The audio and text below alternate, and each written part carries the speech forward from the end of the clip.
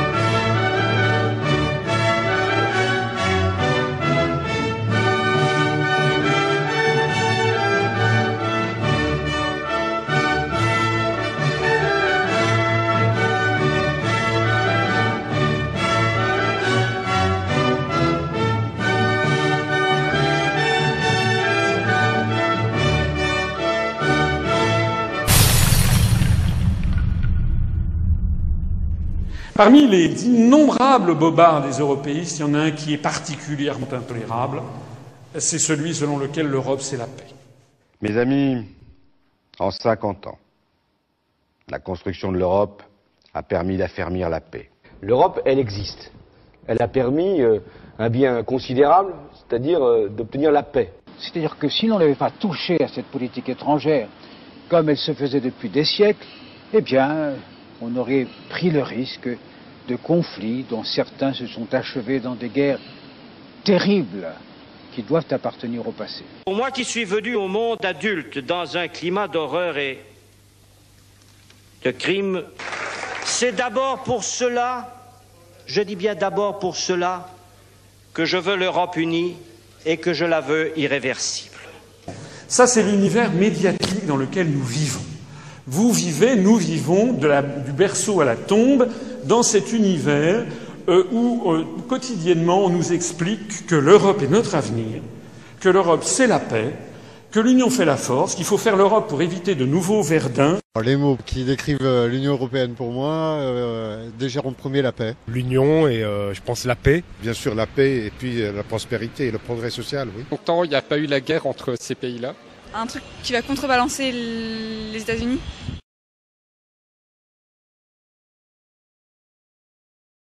La question, l'argument l'Europe c'est la paix est utilisé comme l'argument suprême pour faire taire les opposants à la construction européenne, mais est-ce que c'est vrai?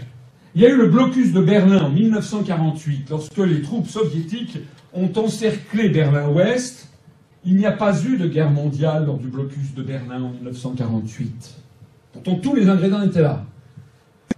Le soulèvement à Berlin-Est en 1953, lorsque les troupes soviétiques d'occupation sont intervenues contre la population est-allemande, ce soulèvement à Berlin-Est a été écrasé par les chars soviétiques. Les pays occidentaux n'ont pas bougé. S'il n'y a pas eu de guerre mondiale lors du soulèvement de Berlin-Est en 1953, ça n'est pas grâce à la construction européenne, elle n'existait pas. L'insurrection en Hongrie en 1956, lorsqu'à Budapest, les Hongrois se sont révoltés, ce qui est une révolte ensuite qui sera matée dans le sang, il y aura plus de 20 000 morts. Il n'y a pas eu de guerre mondiale lors de l'insurrection hongroise en 1956, les pays occidentaux ne sont pas intervenus. Pourtant, la construction européenne, née avec le traité de Rome en 1957, n'existait pas. L'insurrection en Tchécoslovaquie en 1968 à Prague, qui a fait suite à ce qu'on a appelé le printemps de Prague, a été matée par non plus les troupes soviétiques, mais les troupes de l'ensemble du pacte de Varsovie. S'il n'y a pas eu de guerre mondiale lors de l'insurrection tchécoslovaque en 1968, la construction européenne, c'est vrai, existait. Elle était née avec le traité de Rome en 1957, mais elle n'avait mis sur pied qu'une politique agricole commune.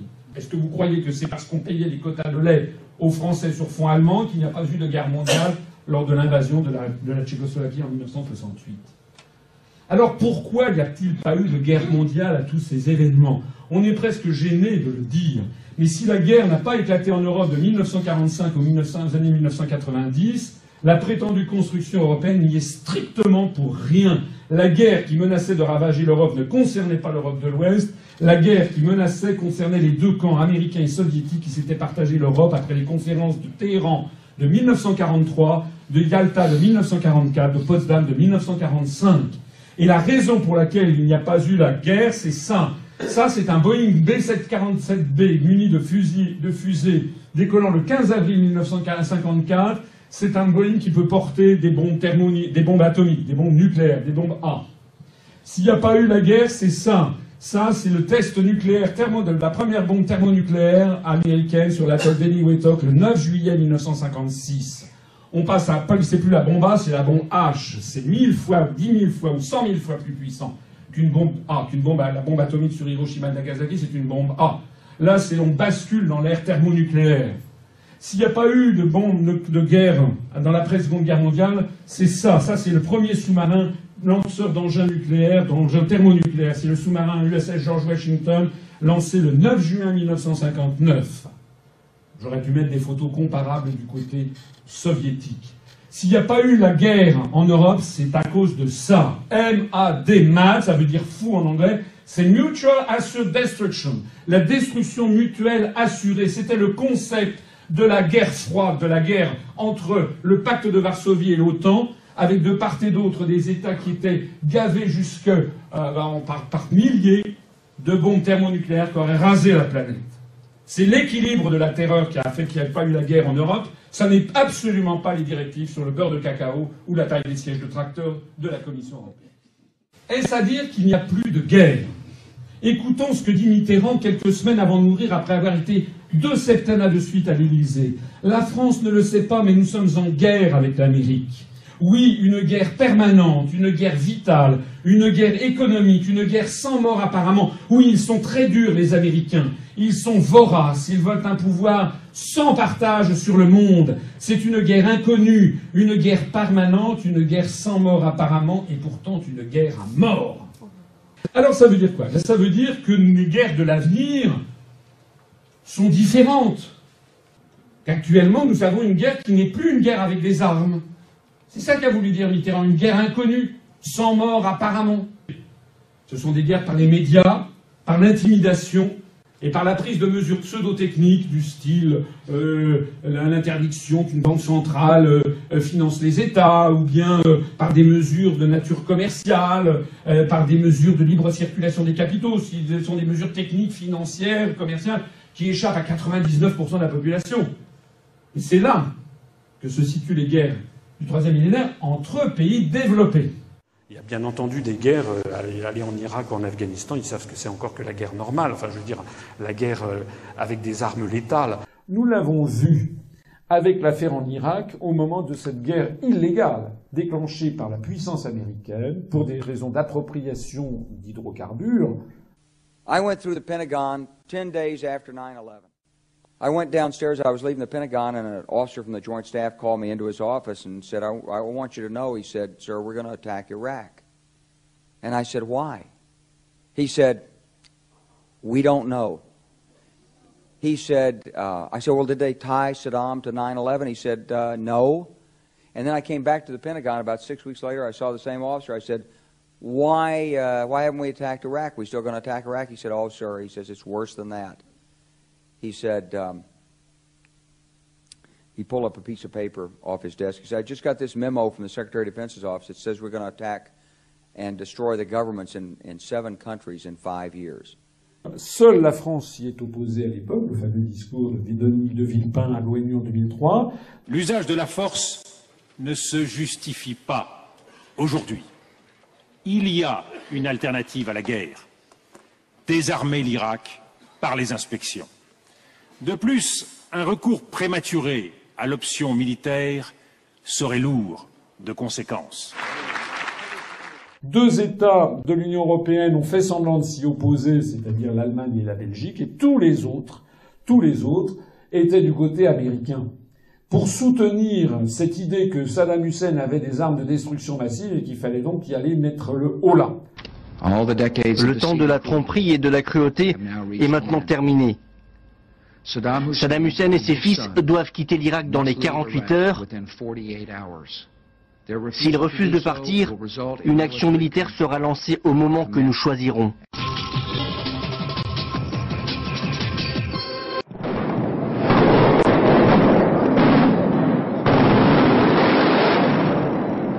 Bagdad, de nouveau sous les bombes.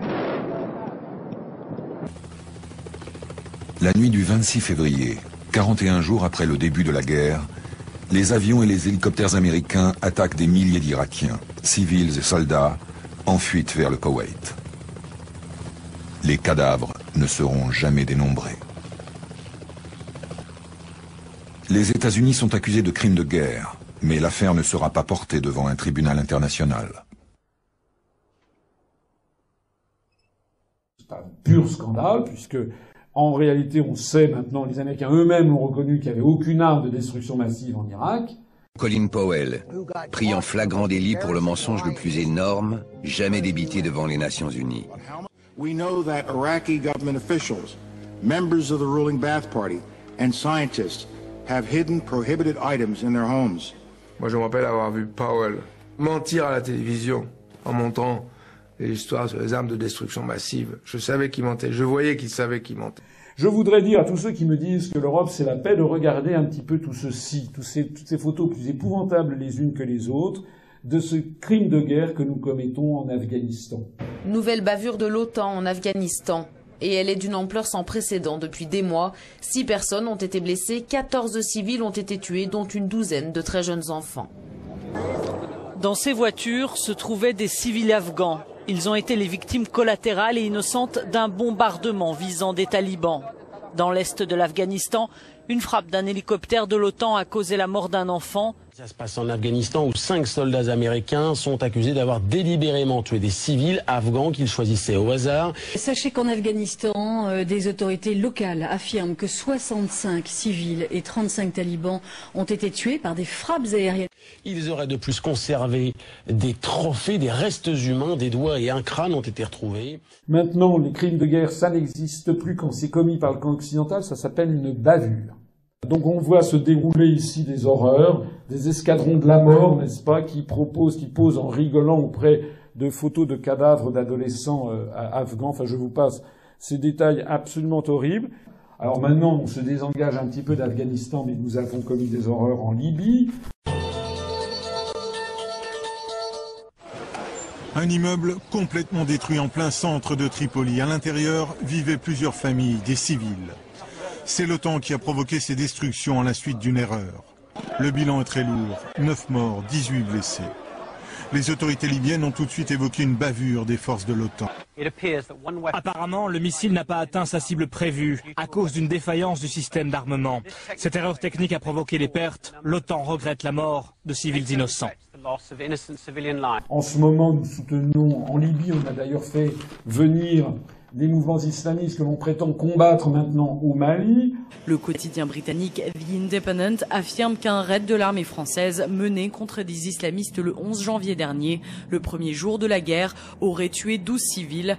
On soutient en Syrie la désintégration du régime syrien pour transformer ça comme l'Afghanistan, comme l'Irak, comme le Soudan, comme la Libye. Maintenant, c'est le tour de la Syrie, c'est pour en faire des foyers de purulence.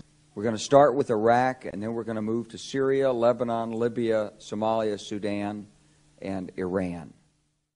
Pourquoi nous sommes rentrés dans l'OTAN? Parce qu'il y a l'article 42 du traité sur l'Union européenne, qui maintenant vise à devenir une espèce d'armée coloniale mondiale au profit de l'empire euro-atlantique. C'est comme ça que les choses se passent. Ce qui se cache derrière, c'est que ce sont les Américains qui en ont décidé ainsi pour faire coïncider le périmètre de l'Union européenne et de l'OTAN. 21 pays appartiennent à la fois à l'OTAN et à l'Union européenne. Mais leurs budgets de défense ne sont pas pour autant dédoublés. C'est dire combien la politique européenne de sécurité et de défense est imbriquée dans celle de l'OTAN et en dépend. Ce qui facilite on va dire le jeu, même si c'est un peu péjoratif, américain en Europe, c'est que l'Europe a démissionné. dans le domaine de la défense. C'est dans les années 90, en Croatie, en Bosnie et au Kosovo, que les répercussions de cette démission européenne ont pris une tournure tragique. 10 ans de guerre interethnique, 300 000 morts, 1 million de déplacés. L'Union européenne, c'est égal à l'OTAN, c'est égal à la subordination militaire et stratégique aux États-Unis. La subordination dans les faits, c'est l'Eurocorps, par exemple. L'Eurocorps, c'est cet embryon d'armée européenne avec 5 membres permanents, la France, l'Allemagne, l'Espagne, la Belgique et le Luxembourg. Jeudi 31 janvier 2013, cela fait quelques jours à peine que les hommes de l'Eurocorps sont rentrés d'Afghanistan. Alors, il vous suffit d'aller voir le site internet de l'Eurocorps. Ici, c'est une saisie d'écran. Et si vous voyez cette saisie d'écran, vous serez saisi d'effroi. Parce que vous aurez Eurocorps, vous verrez A Force for the European Union and the Atlantic Alliance. Une force militaire pour l'Union européenne et l'Alliance Atlantique. C'est pas moi qui le dis, c'est écrit sur le site. L'avenir de l'Eurocorps, c'est plus d'interarmées et encore plus de multinationales, puisque nous attendons l'arrivée d'Américains et de Roumains. C'est pour ça que la Russie, puisqu'il s'agit d'encercler la Russie, ça n'est pas moi qui l'invente, c'est Zbigniew Brzezinski qui a été le conseiller diplomatique de Carter et qui a écrit un ouvrage qui s'appelle The Great Chessboard, le grand échiquier en français, qui explique qu'il s'agit de encercler et de repousser la Russie au maximum dans l'interland eurasiatique, et il s'agit de surveiller le Moyen-Orient, Israël, les pays de la Mésopotamie, c'est de ça qu'il s'agit. He said, and we've got about 5 or 10 years to clean up those old Soviet client regimes. Syria, Iran, Iraq, before the next great superpower comes on to challenge us. Ce qui se cache derrière, en fait, ce sont des appétits géopolitiques. En fait, c'est simplement parce que la Russie tient son rang, il va le tenir de plus en plus de grandes puissances, et s'oppose aux États-Unis d'Amérique. Un parfum de guerre froide entre la Russie et les États-Unis. Après les critiques très vives de Washington, Vladimir Poutine a comparé aujourd'hui l'Amérique à une forteresse et à un loup qui n'obéit qu'à ses intérêts. Le président russe estime aussi qu'une nouvelle course aux armements est engagée. Vladimir Poutine accuse les États-Unis d'encourager la contestation en Russie. Le Premier ministre russe a vivement réagi aux critiques américaines du déroulement des législatives de dimanche. Le candidat à la présidentielle de mars a prévenu l'opposition que tout débordement serait sévèrement réprimé. You know Putin well. You've met him more than any American. Do you think he is watching what is happening in Ukraine and thinking the West and the United States is doing this essentially as a way of surrounding Russia? I think he thinks that this is a dress rehearsal for what we would like to do in Moscow. C'est qu'en réalité, vous savez que je vous ai parlé de Brzezinski qui explique donc l'encerclement de l'Union soviétique, de la Russie. L'autre théoricien, c'est Samuel Huntington, l'Américain, qui a dit que le monde devait s'orienter vers ce monde multipolaire dont on nous a bassinés, avec donc des grandes civilisations qui se partageraient la planète. C'est une vision criminelle, belliciste, raciste, religieuse, et qui est fondée, poussée par les Américains dans une espèce de volonté de taxinomie délirante pour diviser le monde en quelques grands blocs. Premier bloc, celui qui est de couleur framboise écrasée, c'est le monde judéo-chrétien. Oh, comme par hasard, ce monde judéo-chrétien correspond pile poil à l'OTAN. Ça tombe bien. C'est la justification théorique de la mainmise des États-Unis sur l'Europe occidentale. La couleur en couleur pistache, c'est le monde latino-américain. Pourquoi n'est-il pas judéo-chrétien? On se le demande, mais non, on se le demande pas. C'est tout simplement parce que ce sont des gens qui détestent les Yankees, et donc on les a confinés dans un ghetto. Ici, le long du Rio Grande, j'ai déjà dit, on tire à vue sur les immigrés clandestins. Et puis après ça, vous avez les très très très méchants qui sont de couleur moutarde, ce sont les musulmans. Donc on a des schémas anthropologiques qui prévalent ça, mais les Américains s'en foutent, c'est pas le problème. Alors en plus de ça, on a mis là, après ça c'est la civilisation africaine. Dans l'esprit de celui qui a conçu ça, c'est évidemment l'absence de civilisation. On s'en fiche éperdument. Et puis alors on a mis l'Inde, La civilisation indienne, comme si l'Inde n'était pas un pays musulman, alors c'est le deuxième pays musulman de la planète, le plus peuplé après l'Indonésie. Nous avons ici ensuite la civilisation dite confucéenne, c'est-à-dire chinoise et ses prolongements. La civilisation japonaise, que les Américains ont eu la gentillesse de considérer comme une civilisation à part. Et puis les deuxièmes très très méchants, qui sont couleur caca, eh bien, après la couleur moutarde, là, ce sont le monde orthodoxe. Ouh! Ils sont très très méchants aussi, il faut vraiment les repousser au-delà. En tout cas, tout ceci pourrait prêter à plaisanterie si, comme je l'ai dit tout à l'heure, ça n'était pas la pseudo-justification théorique d'une volonté de faire un ensemble euro-atlantiste, guerrier, qui a vocation à vouloir diriger le monde et à imposer des guerres néocoloniales. Alors c'est évidemment extrêmement grave, parce que cette construction européenne, qui tient encore un petit peu dans l'esprit des gens parce qu'on leur a fait croire que l'Europe c'est la paix, non, l'Europe est en train de nous entraîner vers la guerre.